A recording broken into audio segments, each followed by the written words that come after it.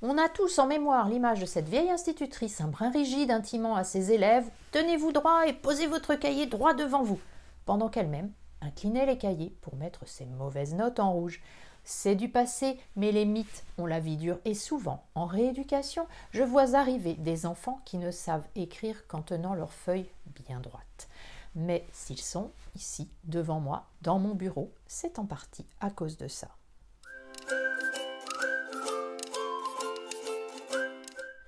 Bonjour, je suis Cécile Maléco, rééducatrice en écriture et formatrice en pédagogie de l'écriture méthode Dumont.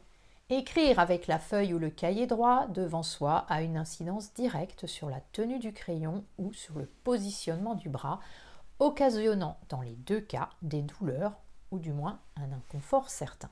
Regardons ensemble ce qu'il se passe quand la feuille est droite, et d'ailleurs je vous encourage à en faire de même chez vous l'expérience, rien de tel pour se rendre compte d'une situation.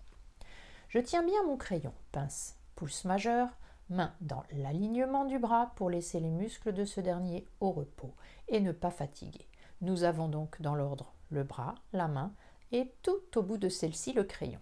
C'est la position idéale, nous l'avons vu dans la vidéo sur la tenue du crayon, le lien s'affiche en haut à droite de votre écran. Dans cette position, si ma feuille est posée droite devant moi, je ne vois pas la mine de mon crayon, donc je ne peux pas écrire.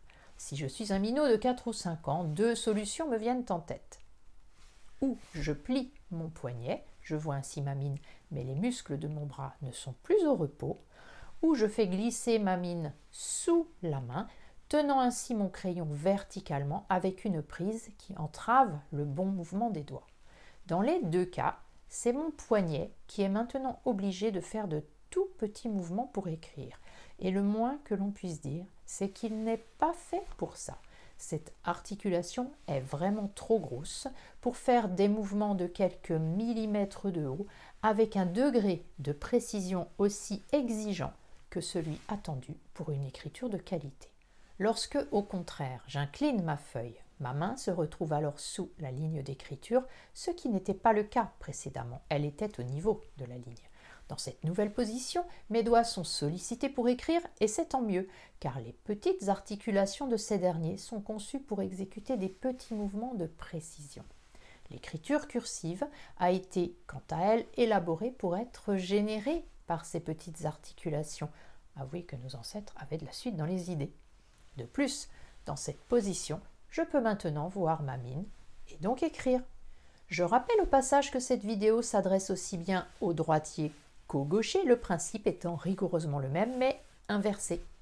Voici donc la bonne position de la feuille alignée avec le bras et le crayon à droite comme à gauche. Je rappelle que l'on ne pourra avoir une bonne position que si la table est à la bonne hauteur, très légèrement au-dessus des coudes, quand l'épaule est détendue, pas plus haut. Vous aurez toutes les informations à ce sujet dans les vidéos sur la posture et le mobilier dont les liens s'affichent par là-haut. Vous savez maintenant pourquoi et comment incliner sa feuille pour pouvoir bien écrire, alors à vos crayons.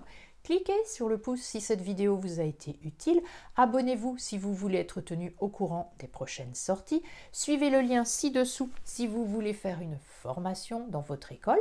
Merci pour votre soutien et à très bientôt pour bien écrire.